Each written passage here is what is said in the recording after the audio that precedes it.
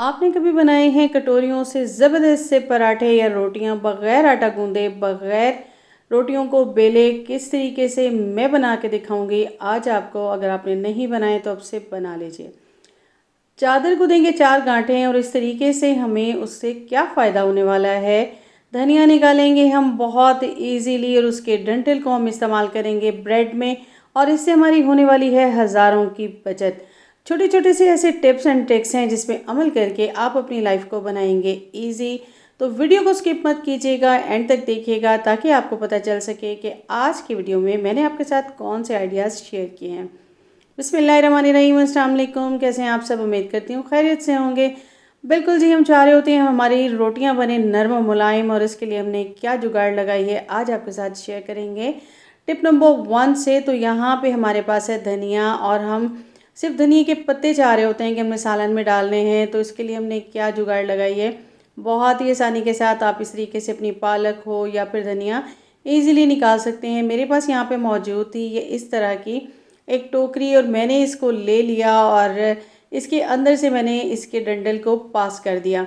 अब मैं इसको खींचूंगी दूसरी तरफ से, और ये देखिए ज़बरदस्त से आपके धनिया के पत्ते हाजिर हो चुके हैं, बिल्कुल अलग हो गए हैं बहुत आसानी के साथ, और कोई भी डंडी इसके साथ नहीं आई। इस तरीके से आप अपने काम को आसान कीजिए और सारी डंडियाँ अलग कर लीजिए, और उसके बाद ये धनिया आप अपने सालन में ईज़िली यूज़ कर सकते हैं। कैसा लगा आइडिया? नेक्स्ट आइडिया को देख लेते हैं। तो हमने धनिया निकाल लिया, डंडल बच के हम इन्हें फेंकने वाले थे, बिल्कुल नहीं फेंकेंगे। हमारे पास इस तरह के ग्लास होते हैं जिनके ये कवर भी होते हैं और उनके अंदर होल होते हैं। बिल्कुल जी, इसके अंदर स्ट्रॉ डाला जाता है और जूस पिया जाता है। मैंने इसमें पानी भर लिया और इसके ऊपर मैंने यहाँ पे लगा दिए इन डंडल को सारे के सारे। अब इससे मेरा क्या फ़ायदा होगा, बिल्कुल मैं किचन में रख दूँगी। एक तो ये होगा कि मक्खियाँ नहीं आएंगी, मच्छर नहीं आएंगे। सेकेंडली जो मुझे इसका फ़ायदा होगा कि दोबारा से ये उग जाएंगे और रीग्रो हो जाएंगे, और मेरा काम हो गया आसान। नेक्स्ट आइडिया देख लेते हैं। अक्सर ये होता है कि छुट्टियां हैं और हम बच्चों को काम पे लगा देते हैं। बच्चियां जब खाना बनाती हैं ना, तो इस तरह से पटले बेलने का हो जाता है हाल। बिल्कुल रोटियां बनाती हैं और गेस्ट आ जाएं और आपको अचानक से जो है ना वो बनाना है, तो क्या करेंगे? इसको धोएंगे तो इससे ये होगा कि बहुत टाइम लग जाएगा। तो मैंने एक ले ली है छुरी, और इस तरीके से आपने इसको रखना है और जल्दी जल्दी इसको जो है आपने तिरछा रखना है कि लकड़ी पे भी ना लगे, आपका ये ख़राब भी ना हो पटला बेलना, और आपने इसको साफ़ कर लेना है। इस तरह रगड़ेंगे तो सारा आटा हट जाएगा और आप उसको कपड़े से साफ़ कर लीजिए। इसी तरीके से आपने बेलन से भी कर लेना है, पटले से भी कर लेना है, और देखिए काम हो गया आसान। अगर आप इसे धोते तो फिर क्या होता कि आपको उसे सुखाते बहुत टाइम लग जाता। अब आपने इसको नीट कर लिया। बिल्कुल जब रोटी बनाने लगे हैं, अब मैंने इस कपड़े को वैसे ही वॉश करना था, तो मैंने सोचा कि इसका एक और जुगाड़ लगा लिया जाए। यहाँ पे मैं बिछा लूँगी इसको अपने काउंटर टॉप पे, ताकि मैं यहाँ पे रोटियाँ बनाऊँ तो मेरा काउंटर टॉप भी गंदा ना हो। नेक्स्ट देख लेते हैं। जब भी हम रोटियाँ बनाते हैं ना, तो रोटियाँ हम इस तरह से हॉट पॉट में रखते हैं, तो गर्मियों में ख़ास तौर पे ऐसा होता है, और वैसे भी मोस्टली जब आप बंद करते हैं तो गीली हो जाती हैं। इसका हल क्या निकाल रहे हैं? बिल्कुल यहाँ मैं बना रही थी रोटियाँ, और इस तरह के आपके पास स्टील के जग होते हैं, ये इस तरह के कमंडल होते हैं, तो उसको आपने इस तरह रख लेना है। इस तरह की जालियाँ भी आपके पास मौजूद होती हैं जिससे आप पकोड़े वगैरह निकालते हैं, तो इसको आपने इसके ऊपर रख लेना है। अब आपने क्या करना है, रोटी बना ली आपने, और गरम गरम रोटी आपने हॉट पॉट में रखने की बजाय इसके ऊपर रखते हैं। अब इससे क्या होगा कि इसकी जितनी भी स्टीम है ना, वो सारी की सारी इसके अंदर चली जाएगी। अब आपने जितनी रोटियां बनानी है एक दूसरे के ऊपर यहाँ पर रखते आइए, बिल्कुल गीली नहीं होंगी, और इसकी सारी हीट नीचे से निकल जाएगी। और क्या होगा कि अब ये ऊपर की रोटियां जो है ना वो गर्म रहेंगी। अब मैंने सारी यहाँ पे बना ली थी। अब आप इनको उठाइए, जब आपने सारी बना ली उठाइए और हॉट पॉट में रख दीजिए। अब आपको क्या फ़ायदा होगा, नीचे से रोटी जो है ना वो बिल्कुल भी आपकी जो है वो गीली नहीं होगी, और नीचे वाली ठंडी होगी, बाकी गर्म होगी। अब जब आप इसको इसमें रखेंगे तो वो भी गर्म हो जाएगी, लेकिन पानी बिल्कुल उसमें नहीं आएगा, जो हम कहते हैं कि पसीना आ गया। तो ईज़िली आपका काम हो गया आसान। नेक्स्ट आइडिया देख लेते हैं। बिल्कुल जी, गर्मियों का मौसम है, और इस मौसम में हम खाते हैं आम, और आम है जी बिल्कुल बादशाह सब फ्रूट्स का। तो यहाँ पे हमने पेटी देख ली और निकाल ली, और सबसे पहले तो इसके कील हटा देंगे। इसे चेक करने का यही तरीका होता है कि आपने जब खुशबू आ रही हो तो आपने इसको निकालना है, और फिर इसके अंदर होती है एक पोटास, इसको निकाल के आपने फेंक देना होता है। अगर ये आम आपके पक चुके हैं, नहीं पके तो फिर आपने इसको रहने देना है। अब इसमें से जितने भी आम पक चुके हैं मैं सारे के सारे निकालूंगी और नेक्स्ट देख लेते हैं। अब उसके बाद क्या करूँगी, मैं इसे डायरेक्ट जो है ना फ्रिज में नहीं रखूँगी। इस तरह से कोई बड़ा सा पतीला ले लीजिए या फिर कोई बाल्टी या कोई टब, और उसके अंदर आप सारे के सारे मैंगो उसके अंदर डाल लीजिए। क्योंकि ये ज़ाहिर सी बात है, आप इस तरह से उठा के रखेंगे तो ये ज़ाहिर सी बात है इसमें पोटास लगी हुई थी और उसकी वजह से इसके ऊपर ना थोड़ा सा ये रस भी लगा होता है, तो ये सारे वॉश हो जाएंगे। और अब हमने क्या करना है कि जो हमारे रह गए हैं उनके अंदर हम पोटास को दोबारा डाल के इस पेटी को बंद कर देंगे और इसको रख देंगे कि बाकी ये एक दिन में ताकि ये भी बन जाए।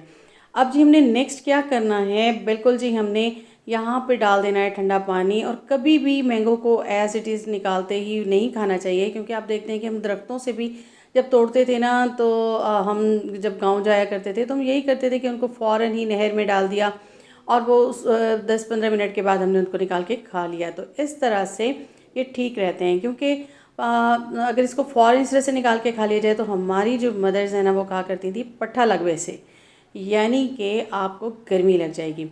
तो इस तरीके से आपने निकाल लिए और ड्राई कर लिया और उसके बाद आपने रखना है फ्रिज में। नेक्स्ट आइडिया देख लेते हैं। बिल्कुल जी, यहाँ पे मेरे पास मौजूद है ये आटे का बोरा, और इस तरह के बोरे आपके पास बहुत सारे मौजूद होते हैं। तो आपने क्या करना है कि इसको कट कर लेना है। और मैं इसको कहाँ यूज़ करूँगी, सबसे पहले तो मैंने इसके 2 पार्ट कर लिए। अच्छा, आप चाहें तो इसको साइड से और इधर से करके एक लंबा भी रख सकते हैं, लेकिन मैंने यहाँ पे 2 पार्ट कर लिए थे। और उसके बाद मैं इसके ऊपर जितना भी आटा लगा हुआ है सारे का सारा ड्राई कर लूँगी। अब मैं इसको कहाँ यूज़ करने वाली हूँ, बिल्कुल जी हमने रखने हैं आम अपने फ्रिज में। और इसकी मैं आपको एक टिप दूंगी कि फ्रिज को कभी भी ये फ्रूट वाला जो ये बास्केट होता है ना, इसमें जो है ना फ्रिज में इसमें आपने बिल्कुल भी आमों को नहीं रखना। आपने इस तरीके से जो इसके ऊपर बास्केट के ऊपर वाली जगह होती है, ये ऊपर वाली जाली पे आपने इस तरीके से इनको बिछा लेना है। उसके बाद सारे आम रख दीजिए, क्योंकि अगर आपने फ्रूट वाली बास्केट में रखा ना फ्रिज में तो फिर क्या होगा कि आपके आम जो है वो लॉन्ग टाइम तक नहीं रहते। हमने जूस वगैरह अक्सर बना के पीना होता है, तो इस तरीके से आपका बहुत टाइम तक इजी रहेंगे और ये कभी भी ख़राब नहीं होंगे। नेक्स्ट आइडिया की तरफ आ जाते हैं। तो जी ये होता है कि हमारी बेडशीट अक्सर ना हम ज़ाहिर टक इन करके रखते हैं, लेकिन सम टाइम ऐसा होता है कि वी नीड अ चेंज। हमें होता है कि यार ये हमेशा ही हम एक वे में कर रहे हैं, तो यहाँ हम आपके साथ शेयर कर रहे हैं एक ज़बरदस्त आइडिया। आपके पास मौजूद होती हैं इस तरह से बैंगल्स, और या तो आप पोनी ले लीजिए या फिर ले लीजिए अपनी कोई भी बारीक सी पोनी और रबड़ ले लीजिए, और इस तरीके से जो लटका हुआ पार्ट होता है ना चारों कोनों पे आप इस तरह से लगा दीजिए। एक तो ये होता है कि कभी कभी ना हमारे गेस्ट भी आ रहे होते हैं तो फिर हमें ये खूबसूरत लगता है। हर वक्त टक इन करके रखना भी थोड़ा सा अजीब सा लग रहा होता है, तो हम चाह रहे होते हैं कुछ इस तरीके से, तो न्यू लुक आ जाएगी और आपकी बेडशीट भी हो जाएगी ज़बरदस्त। नेक्स्ट आइडिया देख लेते हैं। बिल्कुल जी हमने धनिया तो निकाल लिया था, और धनिया निकाल लेते हैं, हम उसके डंडल बच जाते हैं, और हमारे पास होती है इस तरह की ब्रेड वगैरह हम लेकर आते हैं। तो क्या होता है कि हम इन्हें जैसे ही फ्रिज में रखते हैं ना तो फिर ये 1 या 2 दिन के बाद बिल्कुल ही हार्ड हो जाती हैं। तो इसको सॉफ्ट हम किस तरह रखें कि फ़्रेश फ़्रेश रहें, तो हमने धनिया निकाल लिया और ये हमारे पास डंडे मौजूद थे, इसके जो डंडियाँ होती हैं ना उनको आप इस तरीके से ब्रेड के अंदर रखिए, और उसके बाद उसको आप अच्छे से जो है ना वो टक इन करके रख दीजिए। इससे क्या होगा कि आपकी ब्रेड ना 2 से 3 हफ्ते तक बिल्कुल फ्रेश रहेगी, सॉफ्ट रहेगी। ख़राब हो जाए एक अलग बात है, लेकिन ये आपकी ब्रेड जो है ना वो फ्रेश बिल्कुल रहेगी, हार्ड नहीं होगी। कैसा लगा आइडिया?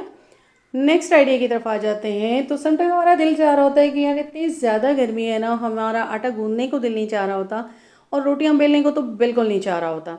सुबह सुबह जब आप उठते हैं तो ख़ास तौर पे कभी कभी ऐसा होता है कि आपका ना बिल्कुल दिल नहीं कर रहा होता, तो आपने इस तरह से आटा लेना है, उस पर नमक डालना है और ठंडा ले लेना है पानी, और इस तरीके से आपने उसको घोल लेना है।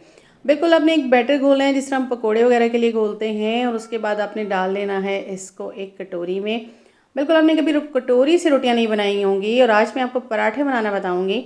और इस तरीके से तवा कर लेना है गरम, और ये सारा इसके अंदर डाल के आपने इसी कटोरी से ऊपर इसको प्रेस करना है, और फिर सारा का सारा आपका इस तरह से हो जाएगा। जब एक साइड से पक जाए अच्छे से, हल्का हल्का ऑयल डाल दें और उसके बाद अपने चिमटे की मदद से इसको इस तरह से उतार लें। ये बिल्कुल इस तरीके से आपका पराठा बनेगा जैसे चावलों की रोटी बनती है। अब आप ऑयल डालिए और इसको पराठा बना लीजिए।